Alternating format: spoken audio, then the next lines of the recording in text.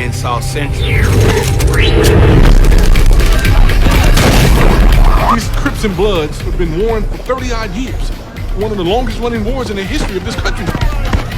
There can always be someone outside that's ready to kill me because of where I live at. We go over there and kill one of them, and they come over and kill one of us. It's like we born into it. You can't dodge, run away, or get out of this. This is what it is. 911, what's your emergency? Over the past 20 years alone in LA County, there's been over 15,000 gang-related deaths. If you had 15,000 people killing each other in any other country, there would be diplomats, there would be mediators, it would go to the UN. I grew up in the hood. I was born in the hood. I was raised in the hood. I'm gonna die in the hood. I didn't choose my destiny. My destination chose me.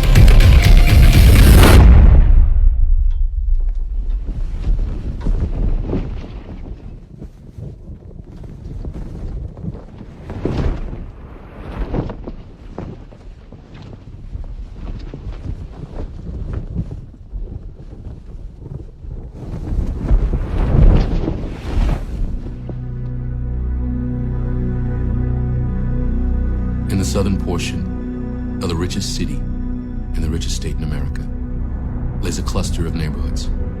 Their streets and boulevards laid out in a grid between concrete ribbons of freeway. 10 miles to the west is the Pacific Coast Highway and the beaches of Santa Monica. 5 miles to the north is Rodeo Drive in Beverly Hills. 7 miles to the east is the corner of Hollywood and Vine. 25 miles south lays Orange County and Disneyland. Surrounded by the California dream, this region has its own legacy. On its streets erupted the country's most violent outbreak of civil unrest. Not once, but twice. It's also the home of America's two most infamous African-American gangs, the Crips and the Bloods, whose bloody 40-year feud has taken 5 times as many lives as did the long-running sectarian conflict in Northern Ireland, yet whose devastating body count continues today. But in South Los Angeles, life wasn't always this way.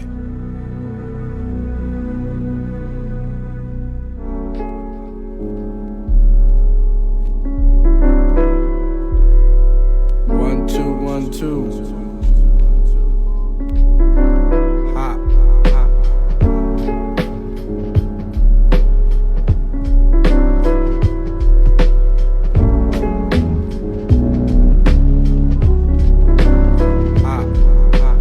In the 1950s, 3 friends from South LA, Ron, Bird, and Kamasi, grew up reaching for their piece of the American dream.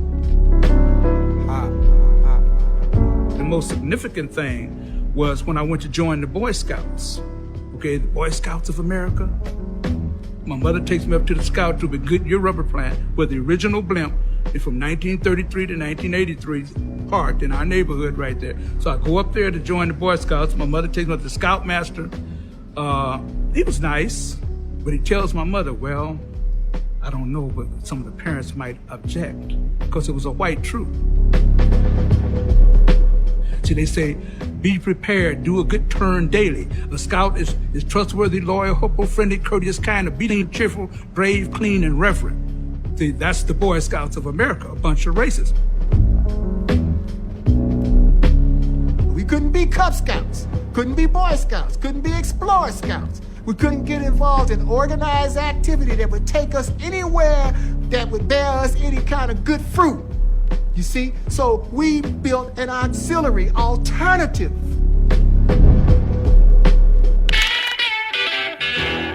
With names like the Businessmen, the Gladiators, and the Slossons, black teenagers began forming their own street front fraternities. Our neighborhood was situated in an area where we were assigned and designated to a little small park on 62nd and Hooper called Slauson Park. That's where our name comes from.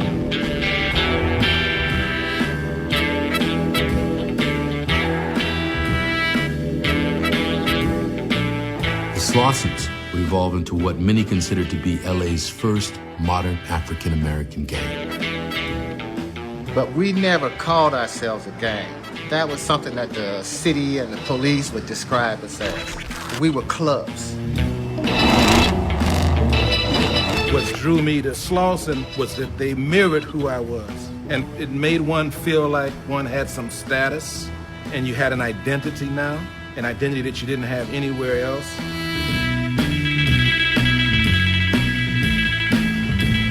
There's a sense of family. There's a sense of acceptance. You also have a way to wield some power because now you've got numbers. We had rivalries among ourselves, and then we had rivalries with people in other neighborhoods. Yeah, Slausons and Gladiators, or Slauson and Watts, or Slauson Compton. But our ring was on the sidewalks, and in the parks, and in the alleys. That's where our rings were. See, in those days, we'd give you an appointment for an ass whipping. Oh, you had to be there, because everybody else in town knew about it. They said, Bird, how good are those things? I said, these things right here? I said, I would beat your hairline all the way back to the center of your head and whoop your sideburns off, beat all the eyebrows off your forehead. That's what we call woofing, though, you know. But yeah, I was good with my hands. And that's why they say, man, these are guns. You know, and you looking for somebody, so tell them I'm gunning for him. But it wasn't really about destroying somebody. It was just a competitive thing, you know, just competing with each other.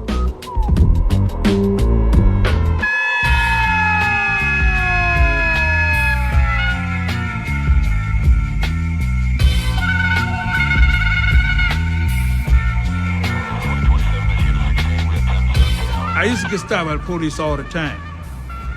My mother, I always said, you know, well, what did you do this? I said, I didn't do anything. You know, see, people, including parents, could not believe that the man just stopped you all the time.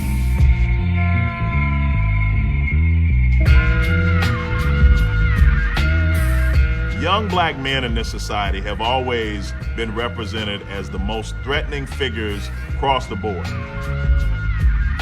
They're viewed as being people who will commit crimes. From 1950 to 1966, the Los Angeles Police Department was commanded by Chief William Parker.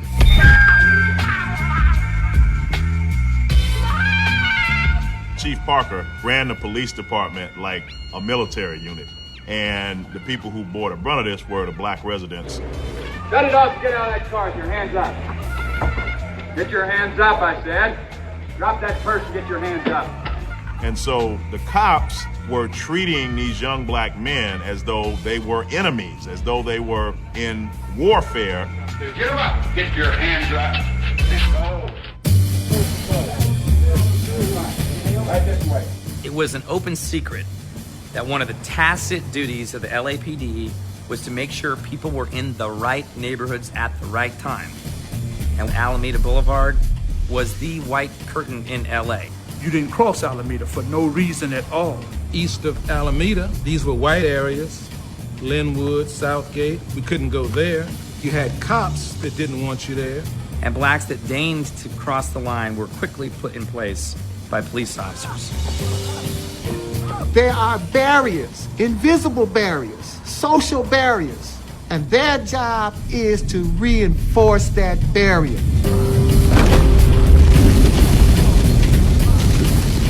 We'd get stopped, we'd get harassed. What are you doing here?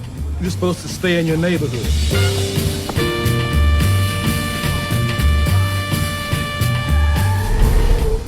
One time I was walking down the street on 77th and Central, and the man said, "Hey, you." I heard him, but I kept walking. He said, "Hey, you," and they ran on the curb, jumped out the car and said, "Didn't you hear us calling you?" I said, "I heard you say you, but my name is not you. So, you know, get up against the wall and such and so on." And they tell me I look like I've been robbing. I said, "Well, how does a robber look?" He said, "Looks just like you."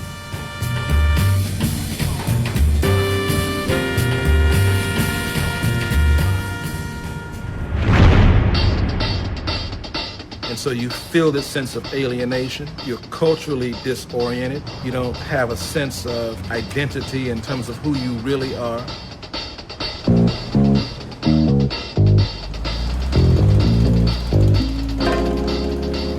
So the idea was to create not only a segregated society, but the idea that those of darker hue were inferior and should be treated as such. And after a while, you begin to internalize this, and you develop a deep-seated self-hatred because you see yourself as having almost no value.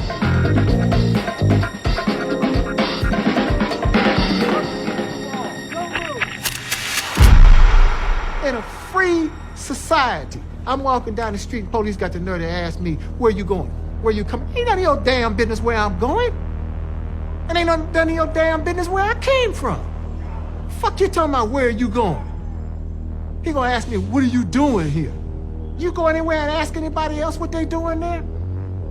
You stop and ask anybody else in this society, man, why do you exist? You understand what I'm saying?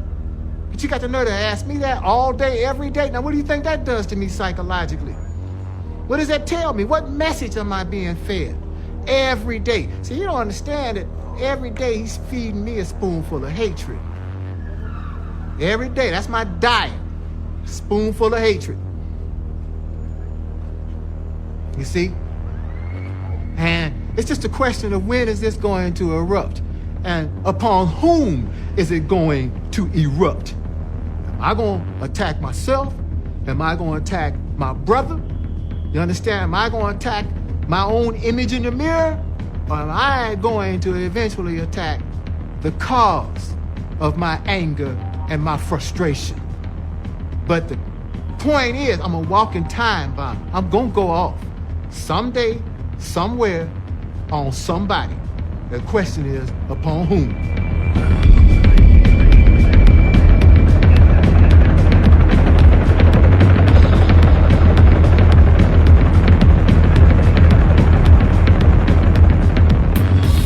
At 7 p.m. on August 11, 1965, near the corners of 116th and Avalon, 21-year-old Watts resident Marquette Fry was pulled over by the California Highway Patrol on suspicion of drunk driving.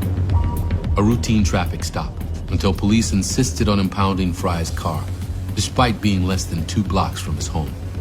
Fry's mother, Rena, who owned the car, joined the rapidly growing crowd, who, along with Marquette, grew increasingly belligerent over what they felt was the heavy-handed police response.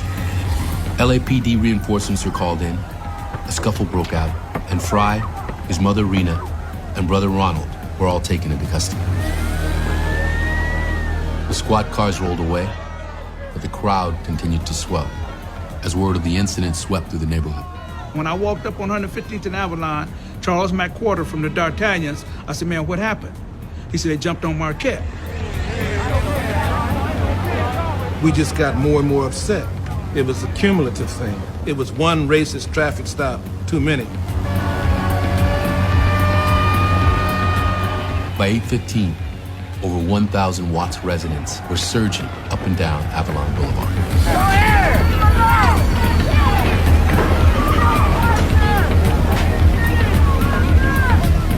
But by 1 a.m., despite 29 arrests and sporadic reports of vandalism, the situation was assessed by the LAPD as being under control. Clear the sidewalks up ahead. Please go in your homes. Please go in your homes. Thursday morning dawned tense, but relatively quiet. At 2 p.m., a meeting was called at a neighborhood rec center, assembling representatives from various community groups, elected officials, the LAPD, the media, and even Rena Fry. I think that we must stay off the streets. I think the civil rights drive in America has demonstrated that violence will never be the just end to the grievances we have. But cutting through a call for order came a voice that only the night before was raised by thousands in the street. See, and I'm gonna tell you something. Tonight is gonna be another one, whether you like it or not. Wait. Listen. We, the Negro people down here, have gotten completely fed up with what's Our elders felt you should bite the bullet, suck it up. We know it's wrong, that you can show that you're greater than oppression by outliving it. Show that it doesn't work, it doesn't destroy you. That in the process, we will take the beatings. Their parents are coming from places where black men are expected to step off the street and say, yes, sir, to a 12-year-old white boy. Where black men are lynched with regularity. And so from their perspective, Los Angeles looks wonderful. They're certainly aware of the flaws, but they recognize it's such an improvement. Their children, however, have a very different perspective. We come along and say, we ain't gonna take shit. You took it, and we're not.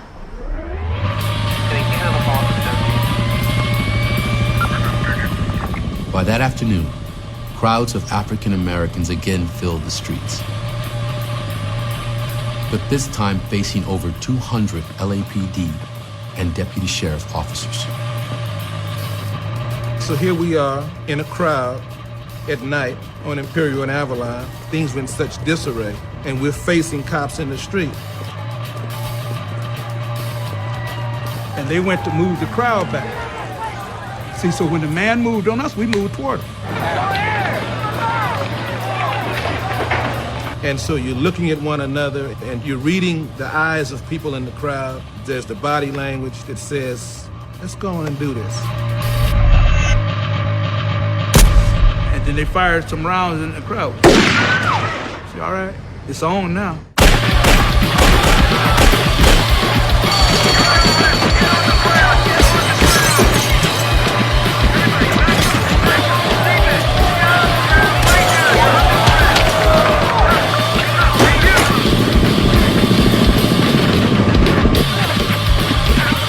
We were throwing rocks at police who were in the street, and they were taking position up behind their cars and firing.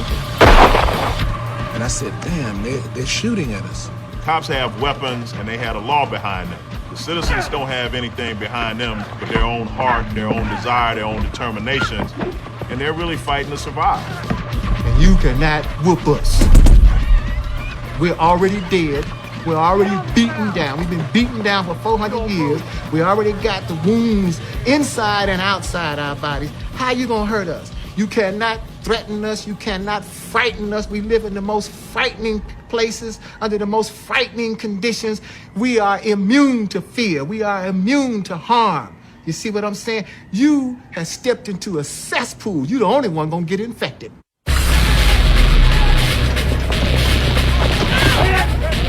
By Friday morning, additional police were called in from all points of LA to squash what authorities were now terming a full-scale riot.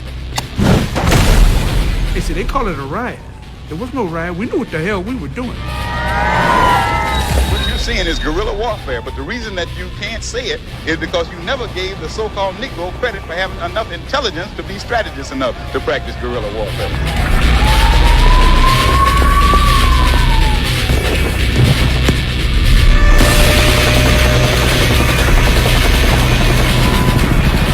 But then what happens is that it becomes a big newspaper story, which increases political pressure on the authorities to do something.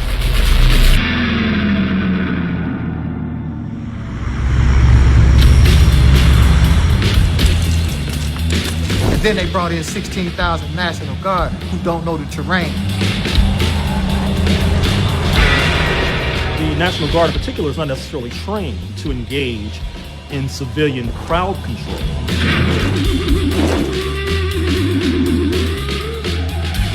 We wanted to drive them out. And so the question then is, what do we do? And we were opportunistic fighters.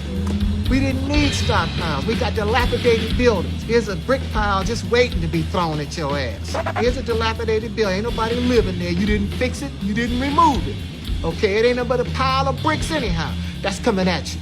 That whole building, brick by brick, is coming at your ass. That's what we throwing at you. The building, the bullshit, the rubble, the rubbish that we live in. That's what's coming at your ass. Those are our weapons. The filth, the funk, the shit you can't stand, that you defend, that you put a barrier between us and yourself. That's coming at you. It's coming at you. At that point, they went to the other extreme, which was the iron fist, the iron hammer. And this leads to a virtual free fire zone where people could be shot for making the wrong turn at the wrong intersection. The claim by police is that these were looters that were refusing orders to halt. The autopsies clearly show that people were shot in the back. One has to really question whether or not a human life is worth a bottle of beer or a case of beer. That is to say, people were being killed for what, in retrospect, were the most trivial of offenses. Looting didn't undermine anything because we're talking about desperate people. We're talking about people who have nothing, who see no hope.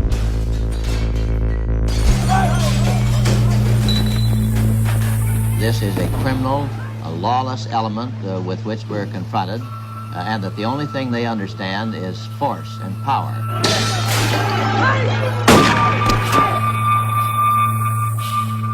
That's been the one taboo, is that black people and other oppressed people in this country are never to use violence to achieve what it is they want. But this country uses violence whenever it chooses, and then it legitimizes the violence.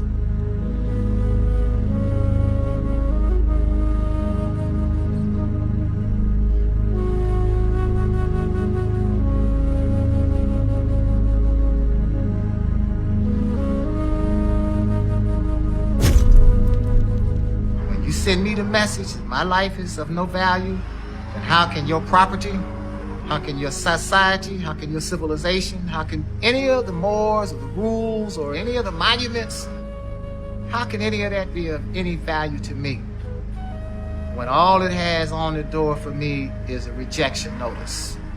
I'm not allowed to look, I'm not allowed to touch, I'm not allowed to partake, I'm not allowed to participate. All my life, I was rejected before I was born. I am the most rejected. Nothing is open to me. And every time I knock on the door and get rejected, it takes a little something out of me. So how does it mean anything to me that I should try to salvage it, or I should respect it, or I should try to preserve it? It stands as a barrier before me. It was there when I was born, it will be there when I die.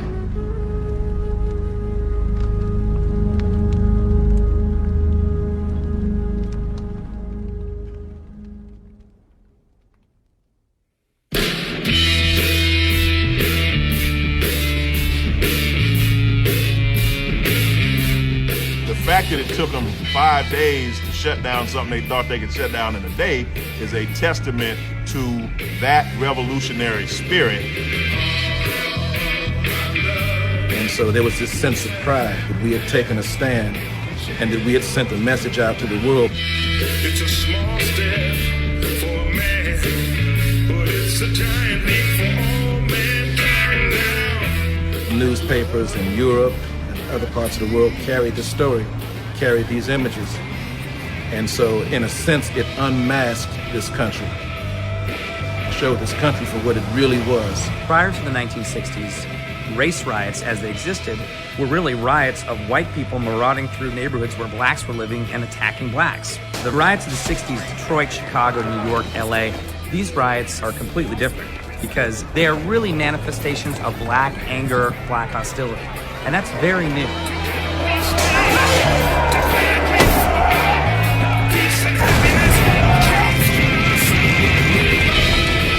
What distinguished Watts from the riots in Chicago and Detroit is that nobody thought it could happen here. The whole environment of LA was supposed to be so much nicer than other parts of the country, but yet that image of LA that's in the public mind had nothing to do with the large numbers of black people living here in segregated conditions.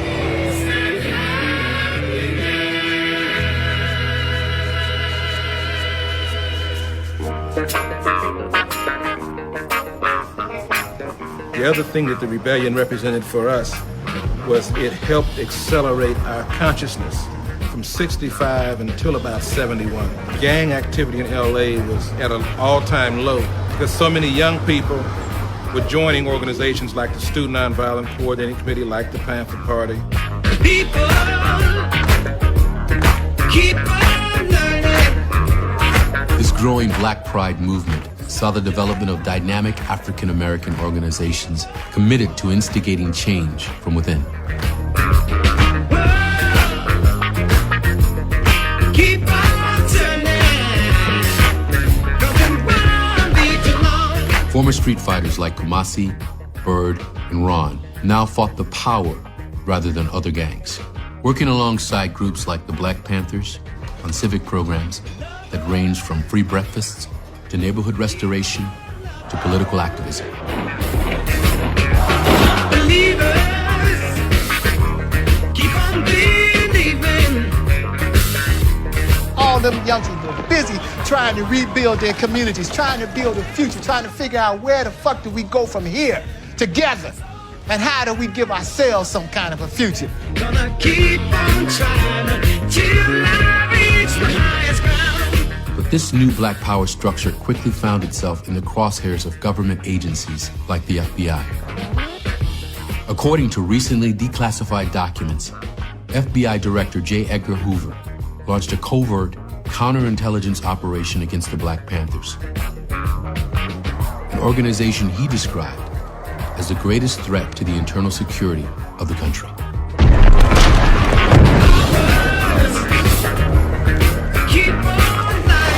They turned around and squashed those movements.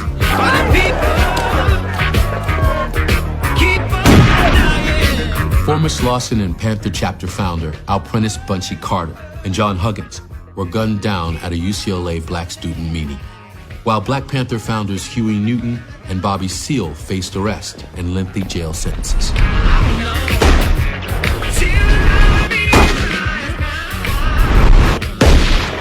Within a few short years, many of America's most influential, iconic Black leaders had either been incarcerated or assassinated. They ran them down, they chased them down, they hunted them down, they murdered everybody that they could and made everybody else either go to exile or they locked them up in the penitentiary. And when all that was over with, a new element rose up called the Crips. You see?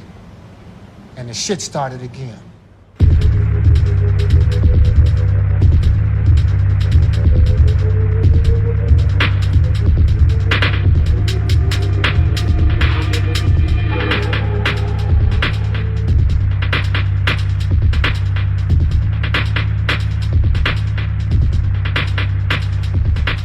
The original Crips came out of our neighborhood. They were the children we passed by every day and paid no attention to, but they watched us. We had the generation our parents came from, and we had the great personalities of their generation to connect with. We had something to attach ourselves to. They didn't. They were born in a state of suspended animation. They were totally disconnected and disenfranchised. They're like a planet out of orbit. In the late 1960s, from the blacktop playgrounds of Fremont High School, emerged this new order, led by South LA teenager Raymond Washington, generally credited as the Crips' founding member.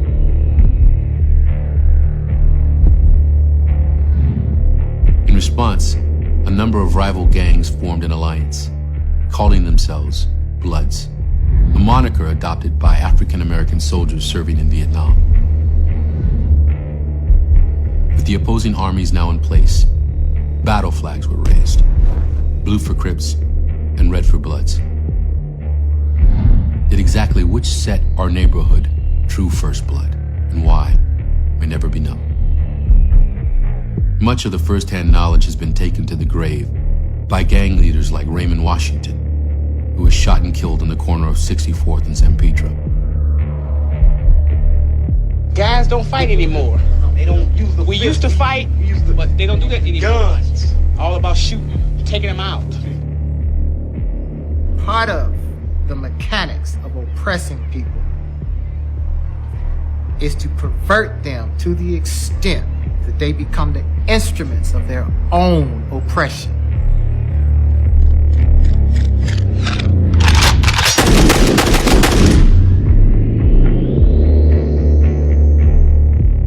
Over the next 4 decades, warring Crip and Blood sets would carve the streets of South LA into a grid of rival territories.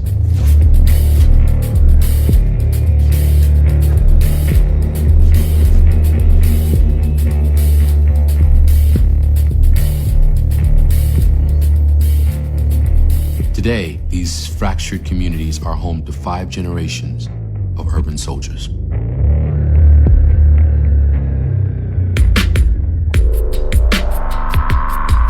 These are Crips and Bloods, of all different eras and ages, from different neighborhoods, loyal to different sets, yet they share one thing in common. All have grown up at war on the streets of LA.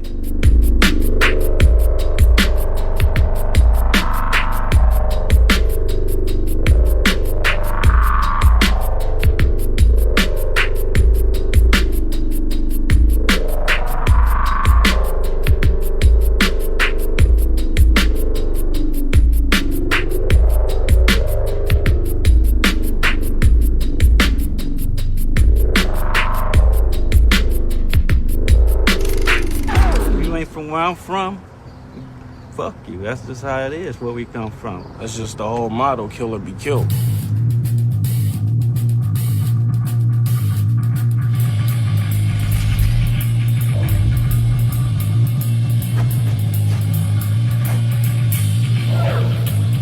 Once you go to enemy turf, anything can happen to you. Come across Normandy, you die. Come across Vermont, I feel bad for you. When I was gang banging, if you wasn't from my hood, you don't come to my hood. If you come to my hood and you don't know nobody in my hood, then you die. West side of us is Bloods. On the east side of us is Crips. We're just surrounded in a box. You know what I mean? We're surrounded by enemy sets. This was created over 20 years ago to where the geographics in the neighborhoods have been separated by gangs. Certain streets, certain alleys, certain stores, certain schools, certain parks were claimed as turfs.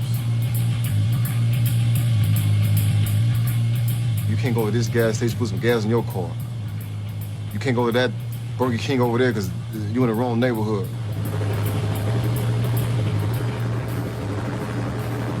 You got some motherfuckers that'll ask you where you from. And you could tell them, you know, I ain't from nowhere, homie, you know what I'm saying? But you got some motherfuckers that won't ask you shit, just blow your head off just because where you at. I done been jammed up, guns all in my face, where you from? I had to tell them, you know what I mean? Told them where I was from, the guns come down, and I'm out of situation. I wish I can just go and just be wherever I want to chill with, man. There's other girls and other projects, man, I just want to go through and just see, man. You feel what I'm saying? My little young hotties, man. I can't even go there and see my young hotties. On everything, I can't, man. You can't do it. My little brother walk out the door to school 6 in the morning, and they shoot at him as he's going to school. So you got to think, what type of sick motherfuckers in this world be up that early in the morning just, you know what I'm saying, to do some cruel shit like that? We've been burying one of our friends, one of our comrades, and we've had shootouts at the funeral where another one of our homeboys gets killed at the funeral. You dig?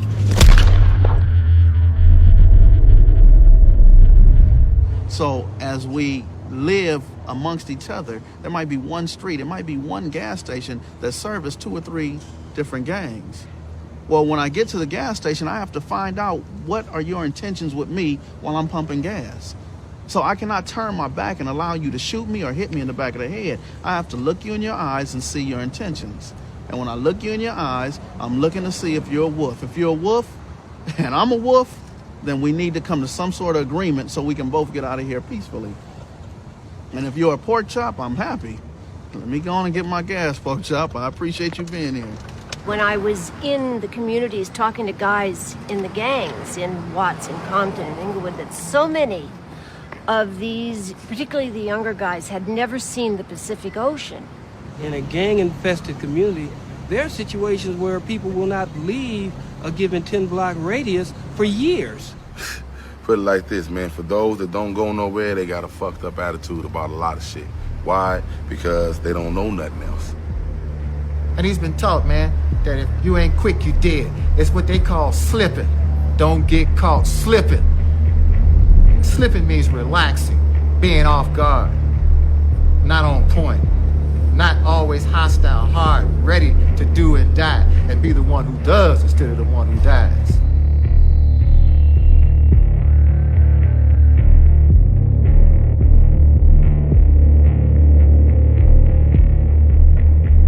You can't have hope living there. You have to be on your toes at all times, man, because anything at any time can happen to you. Wait a minute, you can't have a heart? No. You can have a heart, but you better not show it. It's sort of never letting yourself be weak. Never letting yourself be seen as someone with feelings, emotions, except for brutal force.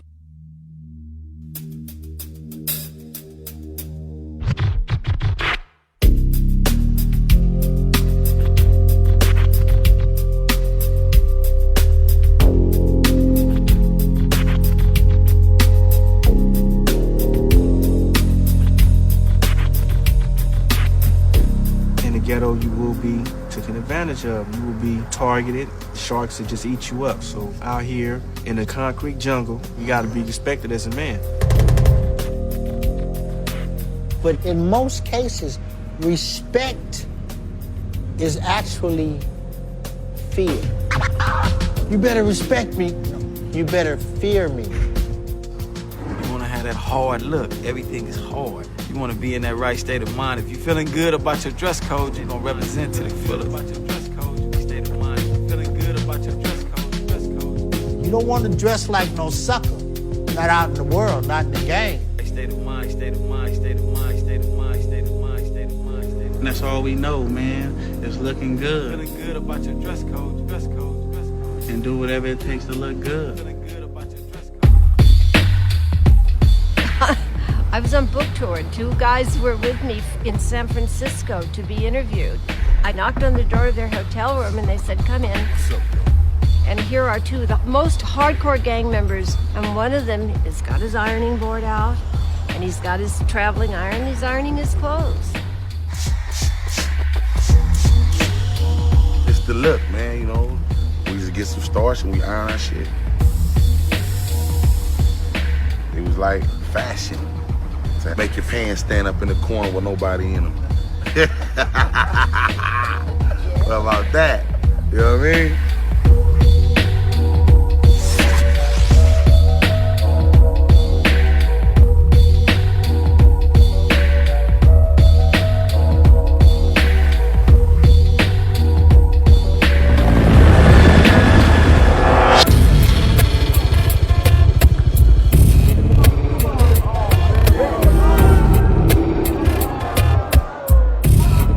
Somebody that has no idea why a young man would do it, what is the allure and stuff?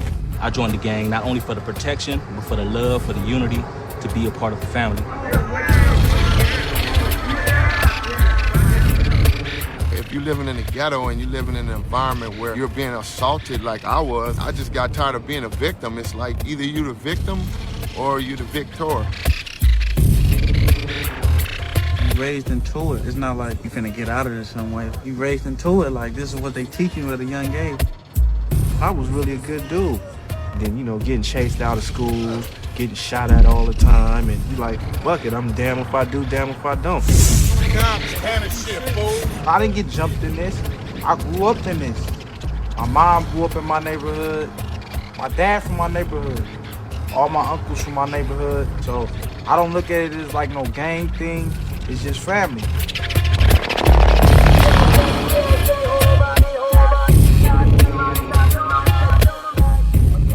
Looking up to all my big homies and shit, they look down on me and bless me, you know? They give me what I need.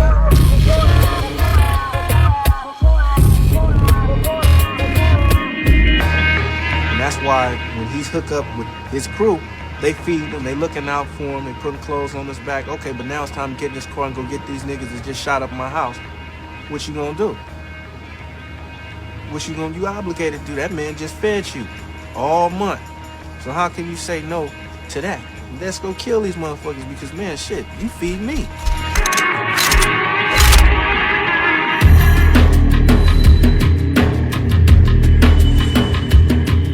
How old were you when you first got a gun? My first gun, I was like 10. I probably was about 12. Man, I got my first gun when I was 13 years old. We got guns just to go to school, you know? If you don't have one, you got to be around somebody that got one. I carry 2 or 3 guns, because if I run out of one, I have another one. I got a backup. The AK-47, the Uzi, the MAC-10, you got big guns. You ain't got 22s, 38s. These cats putting out 9mm with 16 bullets in them. Come on, man, how you gonna survive that gunshot? My generation was the last that fought. After my generation, it was gunplay. There was no such thing as fight. The kids today came right in the game with guns. That's why so many murders. That's made a 12-year-old, 13-year-old king for a day. Oh my God, puts you in a whole nother state.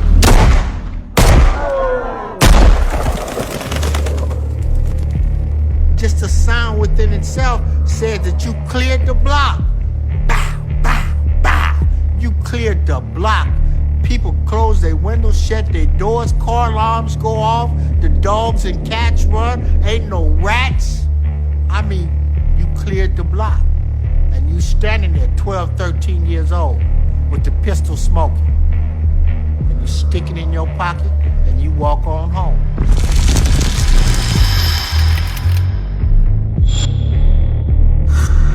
I think it's very hard to use a gun against another individual or a human being, but once you block that part of your mind out, it becomes very easy. You can watch them, they become numb. The first time, they're jittery, you can just see the nervousness in them, and you come back and look at that same person after being involved with the hood for a year, and I mean, they soldiers, they ready to get out.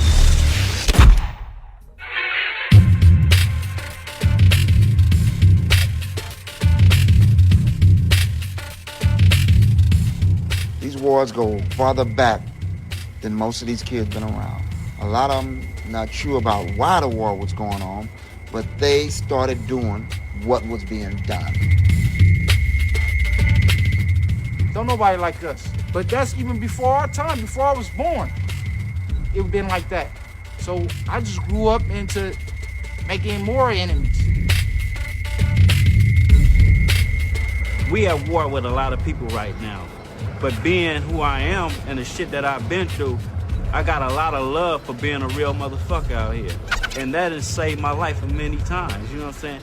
But at the same time, it's another generation that don't know me and feel like they can get a stripe if they get rid of me. You see me, you give me a pass. I see you, I might give you a pass. Depends on how I feel. Don't give me a pass, then you already know what time it is next time you see me. The game is to punch your enemy, and whatever they do, you counterattack. They write on the wall, you write on the wall. They beat up somebody, you beat up somebody. They shoot somebody, you shoot somebody.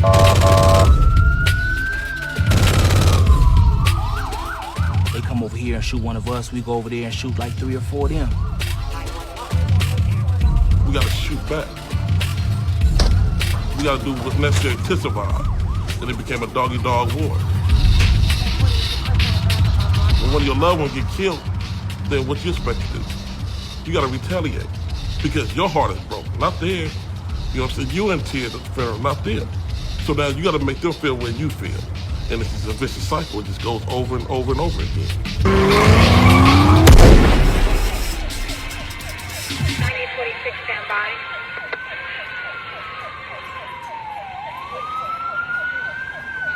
Two suspects. Suspect 1, a male, black hair, dark eyes.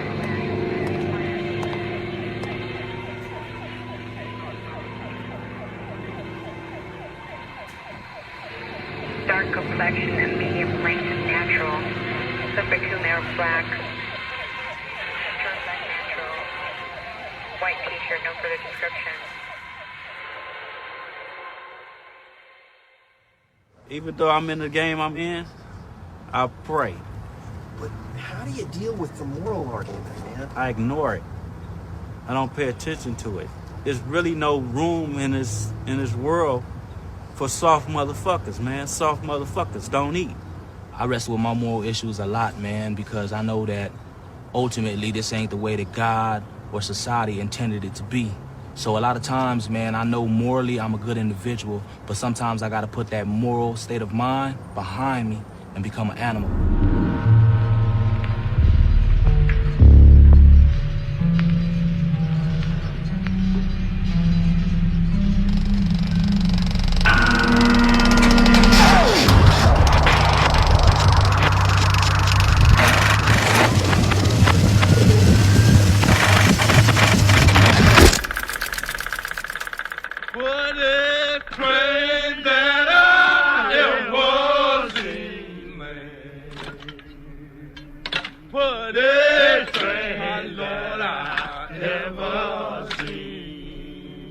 Prior to World War II, 85, 90% of the black population of this country lives in the South.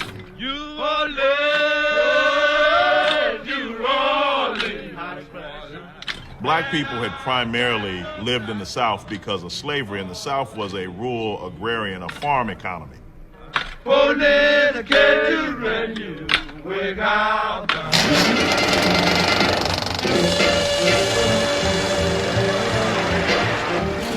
World War II ushers in a series of transformations that radically change the nature of black history in this country. Blacks, for the first time, are invited en masse to work in America's industrial arsenal for democracy, building those tanks, building those planes, building those ships.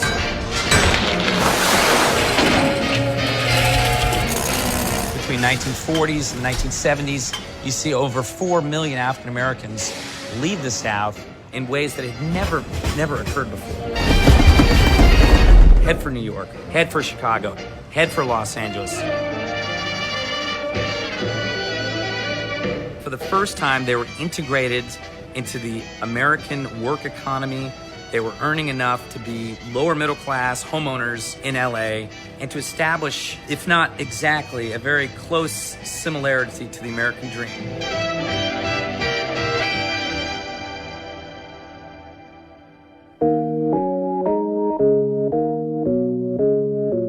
LA didn't have the overt history with racism that one had in the South. There were no laws that said blacks had to ride on one part of the bus. There were no laws that said blacks had to be in certain schools. There were, however, an extremely exclusive web of racially restrictive housing covenants that kept blacks in particular areas and out of other areas. These covenants mandated the sale of real estate along racial lines in an effort to keep traditionally white neighborhoods free of non-desirable homeowners. Sometimes non-desirable meant Latino, sometimes non-desirable meant Jew, sometimes non-desirable meant Asian, but it always meant black. And so those racially restrictive covenants, which didn't disappear until the late 40s and early 50s, essentially kept blacks circumscribed in a very narrow portion of the LA County region. Black people were sort of forced to live on top of each other because it just wasn't possible to live where you chose, even though you might have been able to afford it.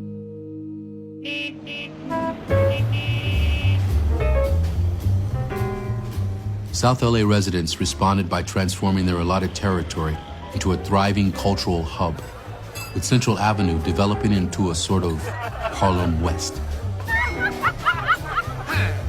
West Coast's best jazz clubs. Dozens of black businesses lining the street.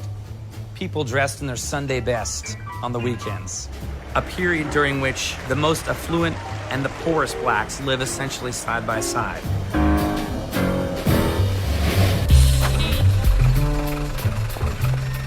And then, with World War II's end, LA's wartime economy adapted itself to a booming automotive industry with major corporations like GM, Chrysler, Ford, Goodyear, and Firestone, all establishing factories in South Los Angeles.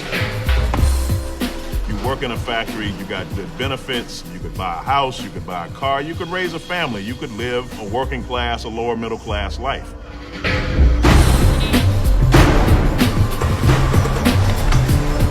It was a moment of unprecedented black prosperity in which the trajectory of black America was on the rise. People were getting jobs, people were buying homes, people were buying cars, sending their kids to colleges. It was a moment of real optimism.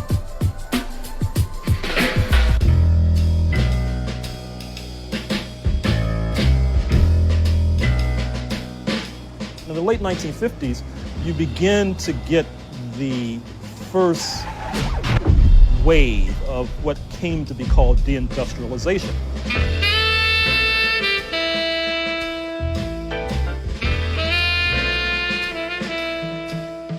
The American economy is changing. We're moving from an industrial economy to an economy based on service, based on information, rooted in technology. That is, it's high-skilled, high-wage, high training on one hand, very low-skilled sweatshop labor on the other hand. Blacks find that their skills don't fit into either of those demands. They don't have the education or the skill or the training because of historic discrimination to work in aerospace. On the other hand, they don't feel any desire or need to go into the low-skilled service sector jobs like hotel cleaning, like sweatshop work in downtown LA, because they don't perceive that as jobs that American citizens should have. We're not talking about people who had careers. We're talking about people who had jobs. If you have a job, you are dependent upon that job. So when that factory closes, you are, in essence, ass out. By the late 60s, you see those plants beginning to disappear. When they disappear, there is virtually nothing left in their wake.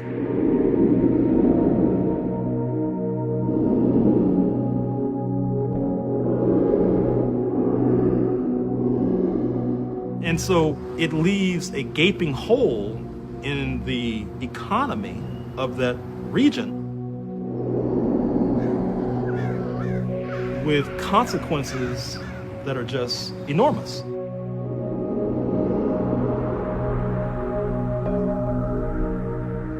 Generationally, in America, it's supposed to be about the American dream. People are supposed to move up. They're supposed to elevate. We're talking about a situation where, in actuality, it went in reverse. The children, over time, began to do worse than their parents.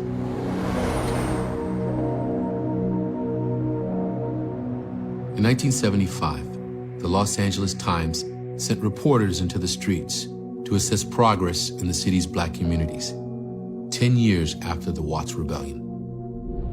The fearful lived behind protective bars and double locks. High schools are graduating functional illiterates. Some black people have got businesses. Some professionals have gotten into significant jobs. But if you talk about the masses, or that guy who was in trouble in 1965, it is more difficult now. For the black in the ghetto, the goal is survival.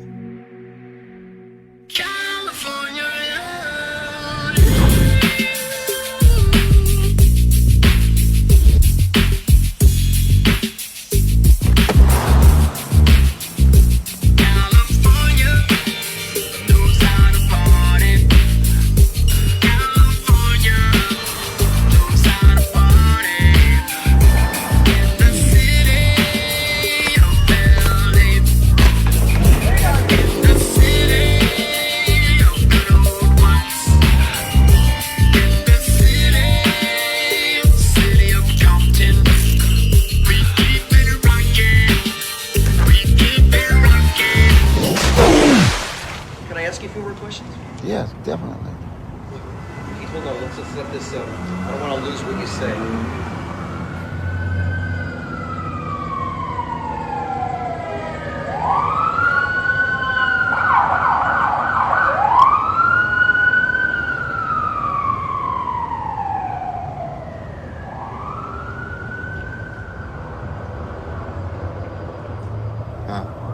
Sirens, huh? How about if they're going on all night and all day? All night. All day. You're on your own down here,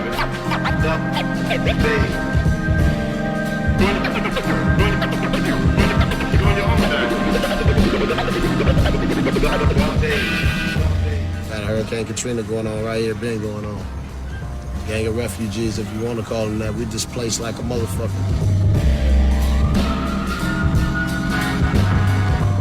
A helicopter flying overhead might not be acceptable in Brentwood. However, it's something that occurs every 2 or 3 hours in my community. In the South Central community, Basically what you have is empty fields, broken down businesses if you have any businesses. Every corner you got a liquor store. You got all the different things that help make you less stable.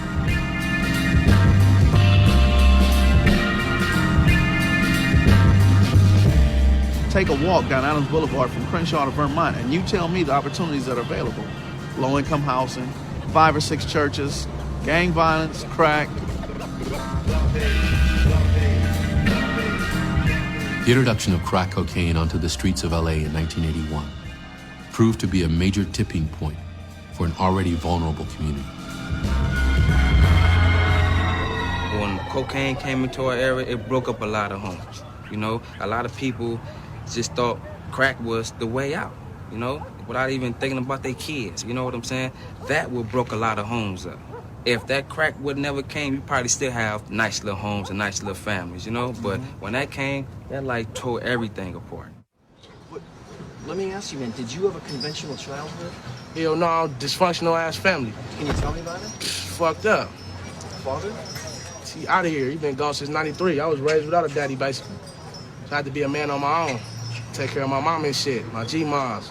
My family, my little brothers and sisters, had to do this shit by myself. How do you advise your little brothers and sisters? Do what you do. What else can I tell them? Look at me.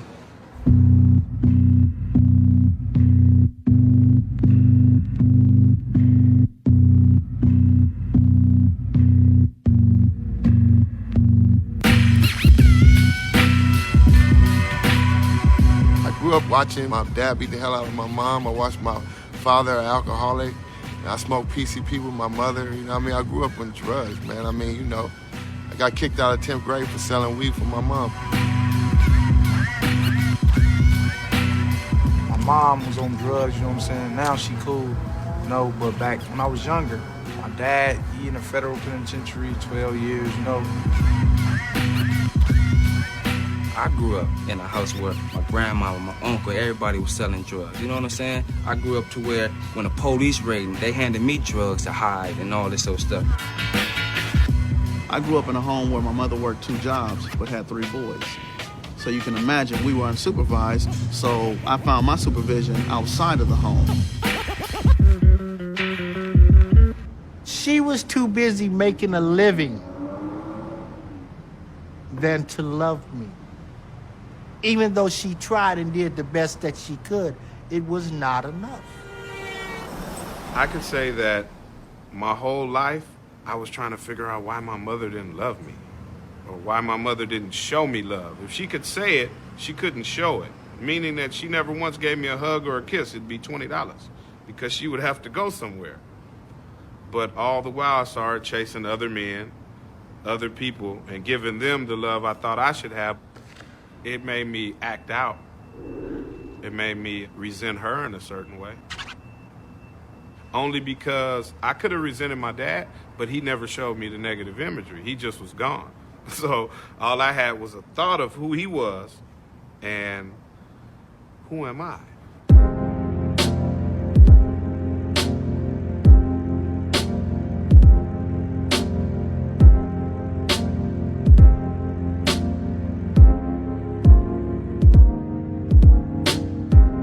A lot of black kids in the neighborhood that just went the opposite way, or when the gangs was outside, they didn't come outside. You know what I'm saying? They had some parents that get in your books and stayed on them.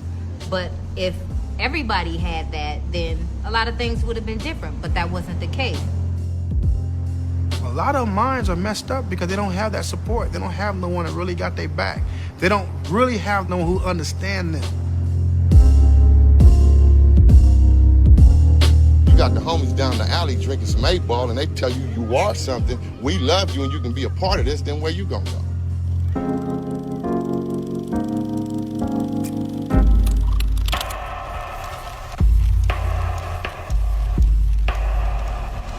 The common thread throughout all of these conversations and throughout our community seems to be, for the most part, the absence of a father, a male figure, a father figure in the home.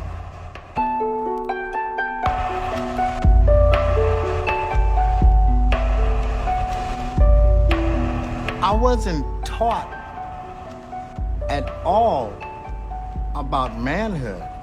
I was raised by my great-grandmother, my grandmother, and my mother. There was no male figure. There was no role model for me.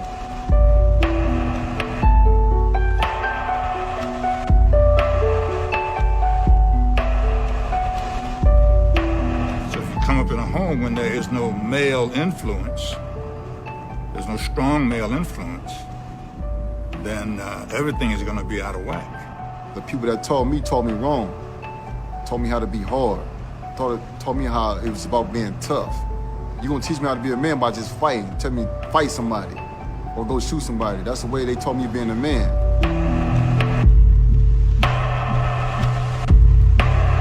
You have a subculture of young black men pretending to be men by killing each other or by standing up in a bravado manner.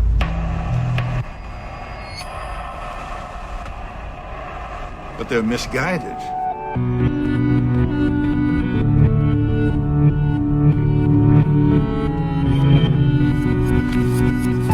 Well, I'll sit here and I'll tell you that I didn't become a man until I was 38 years old.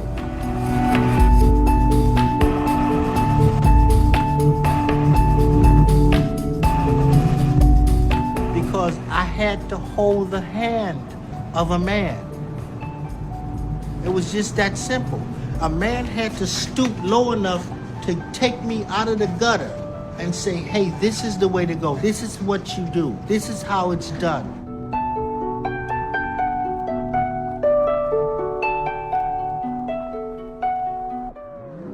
Nowadays, the fathers or the black men my age are either dead or in jail. And one of the problems we have is if they're going to try to arrest the problem, that means they're putting all the black men in jail.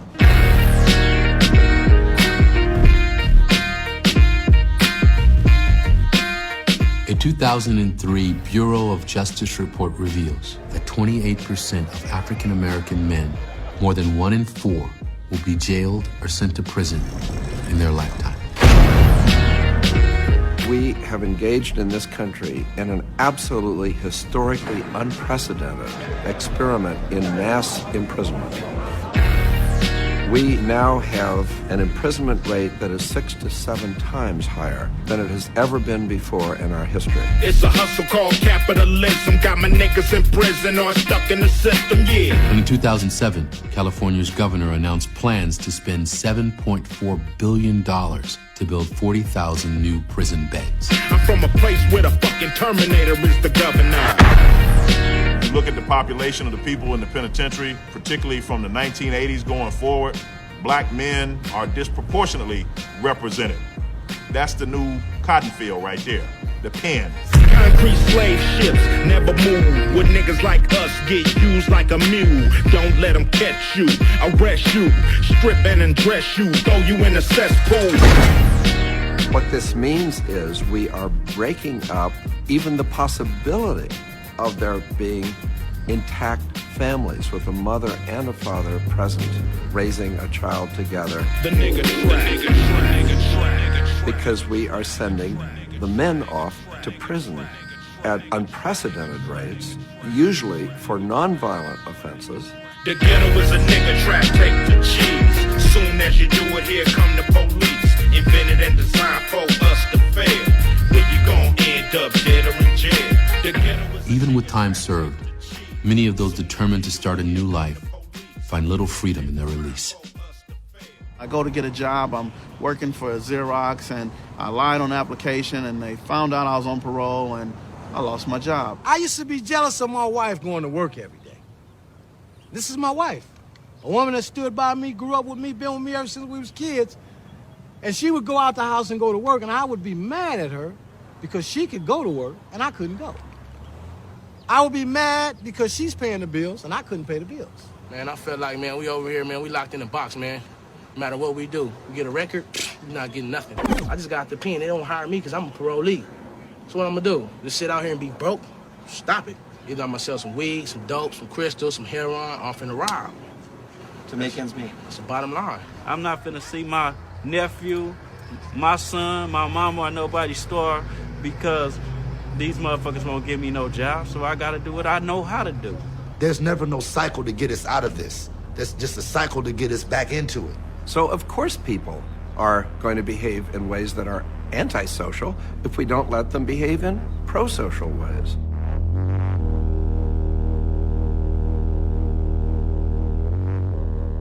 When you hear America saying there's gonna be a war on crime, to a black person that means that's a war on black people. When they say a war on gangs, I say that's a war on me. When they say war on drugs, I say that's a war on me. Every war they got is a war against me and my people. We need to come in here and solve this problem, not attack this problem, because here's a people that's already angry. I don't have nothing to lose if you attack me, sir. I'm being attacked every day anyway. I'm being shot at every day anyway. So you shooting at me, you putting me in jail don't mean nothing to me. That's where the gang problem, so-called, is. It's been redefined as a crime problem and a gang problem, but it's really an issue of no work and dysfunctional schools and so on. We know that what we've been doing to deal with gang violence isn't working, but we just keep doing the same thing over and over again. And then we say, well, the fact that it isn't working doesn't mean that we're acting out of ignorance or maybe we need to learn something. We say it just proves that these kids are unredeemable. It's a belief that our society did not contribute to the formation of this problem.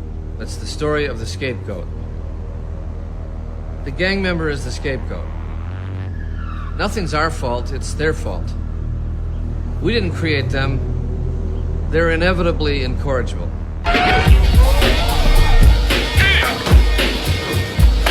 This continuing atmosphere of denial virtually guaranteed that history would repeat itself. On April 29, 1992, 27 years and 5 miles away from the flashpoint of the 1965 Watch Rebellion, rioting again broke out. The most violent, costly outbreak of civil unrest in U.S. history.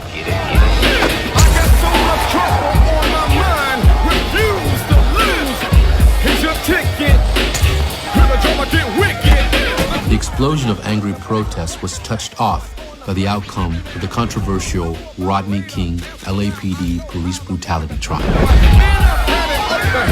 The message to the community is that the system does not deliver justice. It does not work for us. So we have to find our justice in the streets. My home is your home. Well, welcome to the Terror Dome.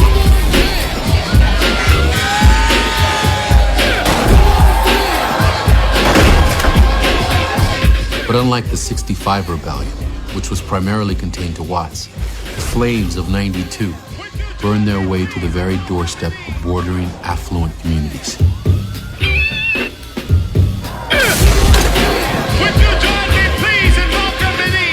Marcus Garvey used to say that when all else fails to organize the people, conditions will. And therefore, in 1992, the reasons all clustered together. And it happened again.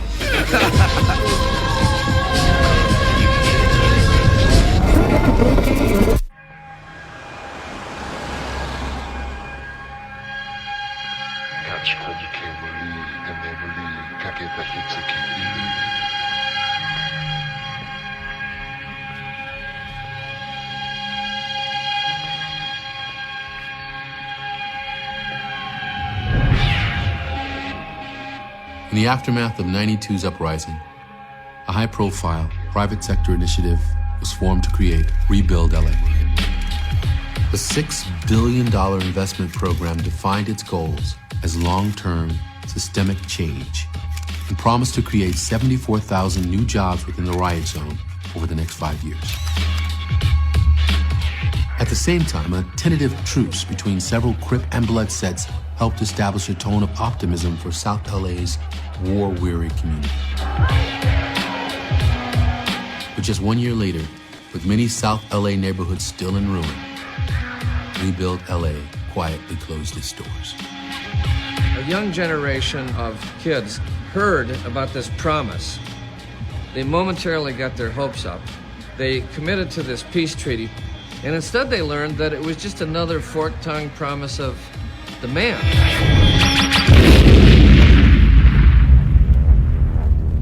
It failed.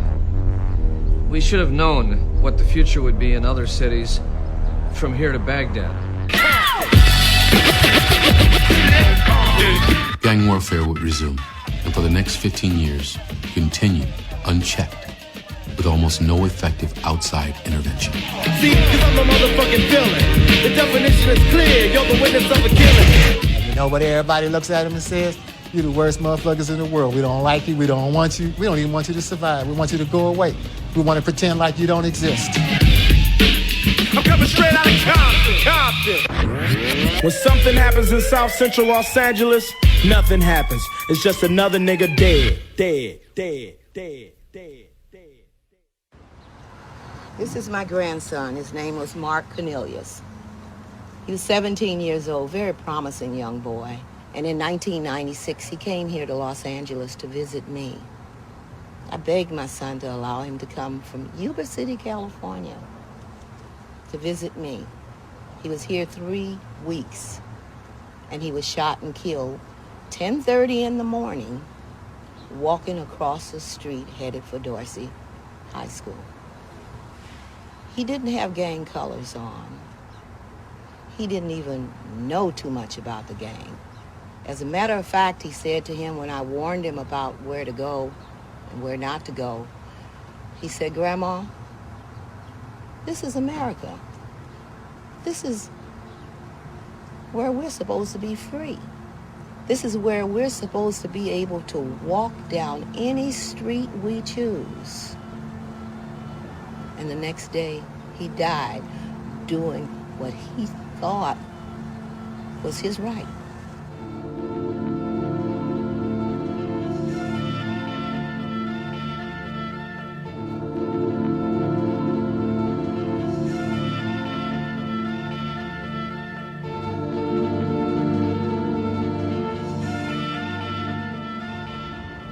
Death is a way of life now in our communities.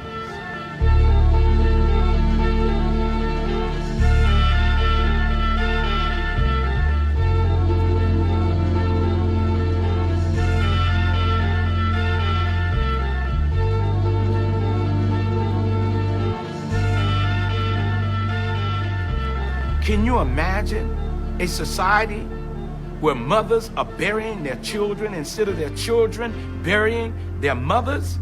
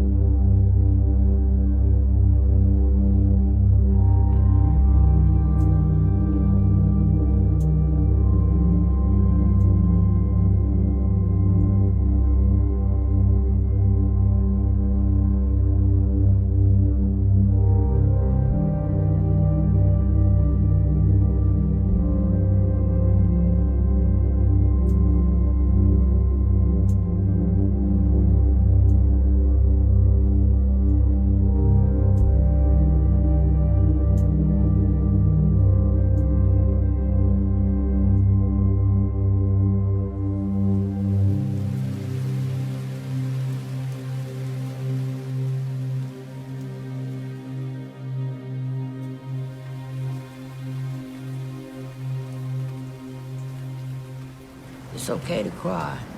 You have to cry. I have to cry in order to keep going. I have to cry. Because if I don't cry and I keep all the anger up in me, I may do something. You know, people say, oh, you can get over it. Hell no, we can't. We just get through it. Just get through it. We'll never get over this. You didn't take my dog. You didn't foreclose on my house. You know, you didn't, repossess my car. My son was murdered. He just didn't die. He was murdered.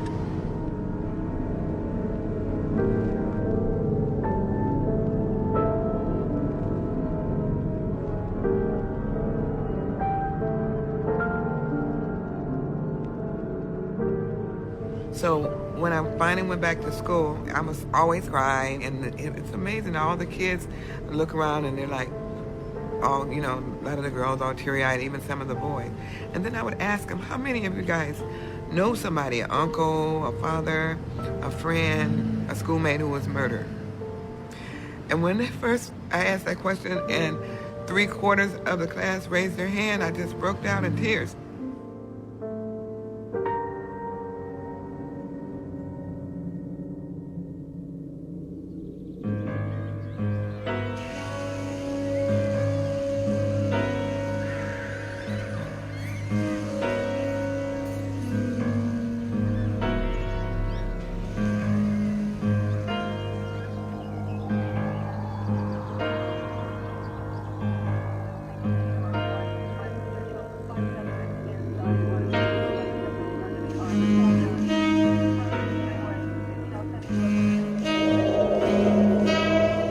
A recent comparison of twin psychological studies by The Lancet and Rand Corporation indicates that children in South Los Angeles are exhibiting greater levels of post-traumatic stress disorder than children of a similar age in Baghdad, the war-torn capital of Iraq.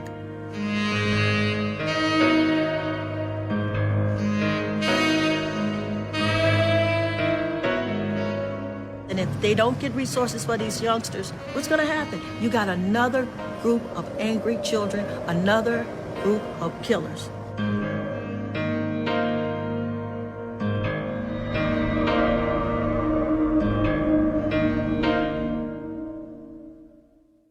If someone right now said, what do you want in your life? I'll give you anything you want. What would it be? Man, one thing, just one thing, freedom. My wish would be for Crips and Bloods to realize that everybody else is against us. And if we don't come together, it's gonna be over for us. So if the resources were here, you're saying these kids wouldn't choose gang? No, man. You choose that because it's no hope. You in no man's land. It's no hope. People taking choices of going to college, and that's like making a choice. Here you ain't making no choice. There's no choice. It's like you waiting for somebody to come save you, man, and you just ain't gonna never get saved, man. I did the gangbanging, the stomping out the sets, the getting shot, the drive-bys, the getting shot in drive-bys, to going to jail, to all that, right?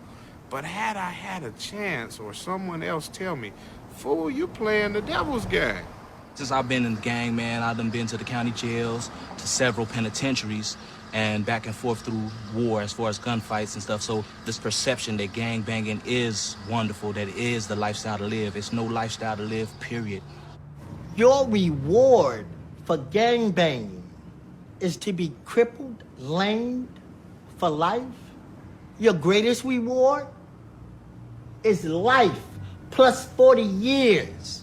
Your ultimate reward for gangbanging is death, and you don't come back from that.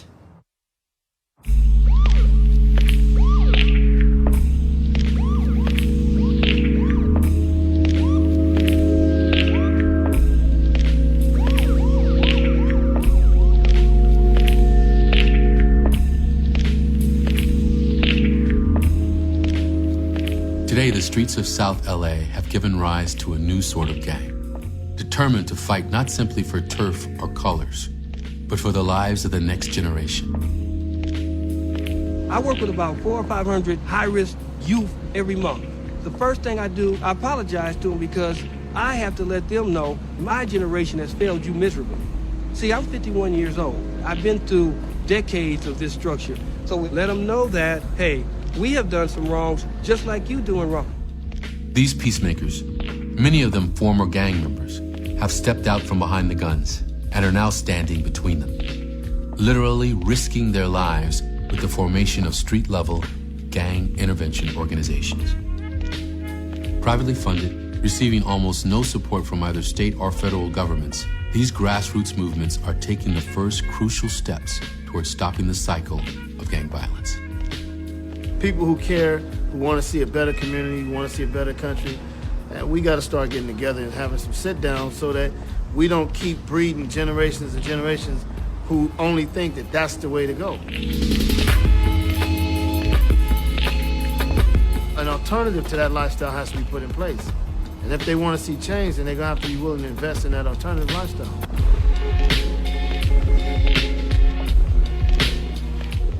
One thing my son told me one day was, Daddy, I said, what's up? He said, I know how you get your money. I said, how I get my money, son? He said, them dirty people come up, you give them that white stuff and they give you money. I said, is that right? So he took off and rode off on his bike, and I sat there thinking and wondering, damn, my son really out here watching me doing what I do.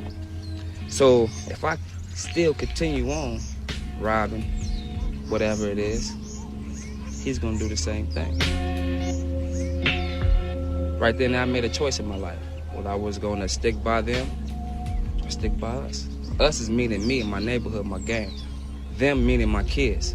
So I chose to stick with them. Turned around a little bit. Now I'm a coach, role model, proud parent, and I'm living. I'm the one who prevented my own self from going to different areas. I prevented it because of my mentality and because of what I did, how I dressed, how I carried myself. If I went into an area and I'm dressed in all red, I'm looking for problems. And I would be looking for problems. I'd be looking for the guys in blue. I'd be looking for the guys that look at me. And when they looked at me, now I'm ready to deal with this problem. I'm ready to show my anger. I'm ready to show my ignorance, that I can get just as stupid as you. But when I stopped that mentality, when I started dressing differently, well, I started thinking differently. I've increased my freedom to where I will go anywhere. And when I get there and see certain individuals, they will say, well, that's Skip from over there. And we can, hey, how you doing? And we can talk now. And it's not a problem. I go to everybody's neighborhood and it's not a problem. How do you like that? Love it. I love it. I truly enjoy it.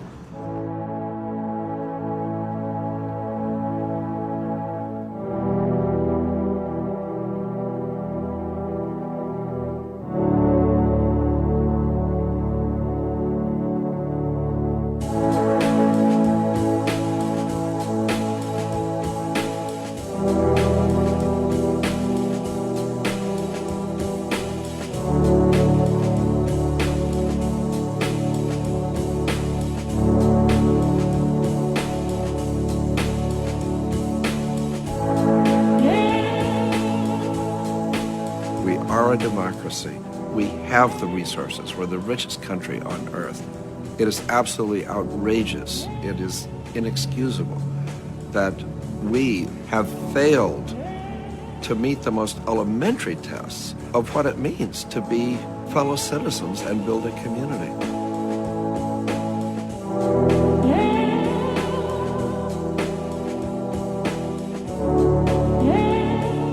See, the ingredient is to care about people and to love them. That's the ingredient, across the board.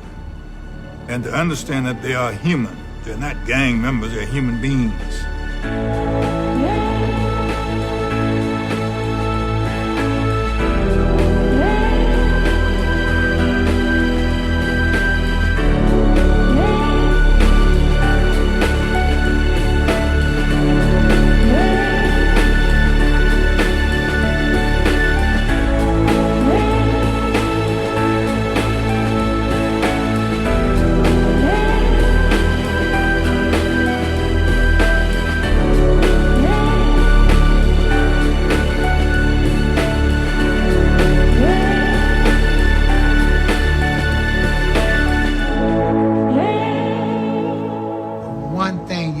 to realize if you open them up, there would be a stamp under their shirt that says Made in America.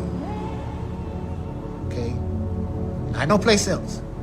They weren't made in Taiwan or, you know, Indonesia. They were made in America.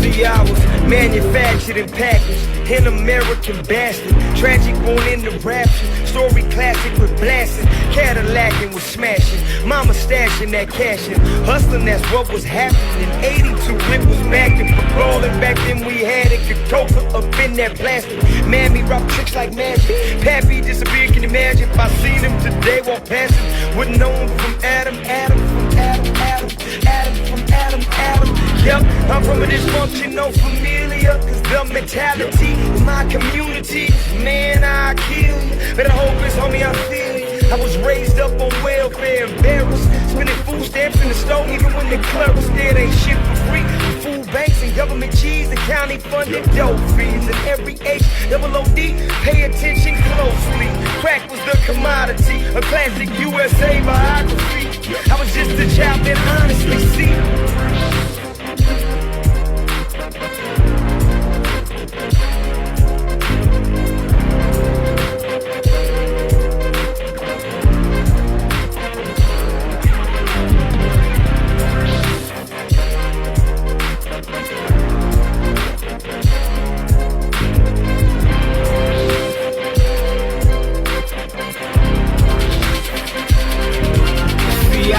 Labeled as shift, exported like 36, imported keys of bricks, slinging, trying to get rich. 1991, running, holding big guns, gang banging, feeling the love. Slugs instead of hugs. My auntie was fucking dubs. My cousin was locked up. When I popped that pistol, I felt up. Major paper, I wanted to touch, not just busting, but really hustling, struggling, trying to make something out of nothing but busting, living but by the gun and drug running, the distribution, the prostitution, polluting the streets with shooting narcotics. Gotta eat, get a profit, pop it, smash on hydraulics, you drop it, then you can cop it. Never exchange hands with a smoker or policeman, serving right out the van. Supply for the large demand, had what you need, stacking grands daily. Mentality, fuck you, baby, locality, shady, 80s, east side, South Central, crazy, Los Angeles, God save me from the plans of the country that made me.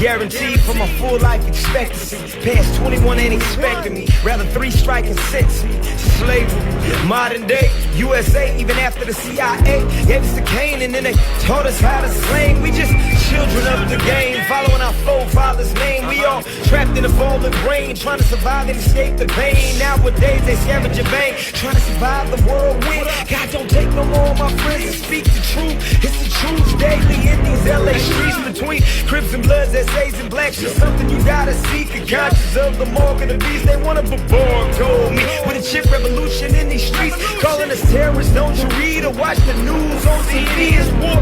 Time can't be peace. Gotta have a dream to succeed. So many people rest in peace from all these neighborhood beefs. Deadly politics with the heat. Blood stained and concrete. Police harassing us, can't you see? Wake up and fight to be free. Free.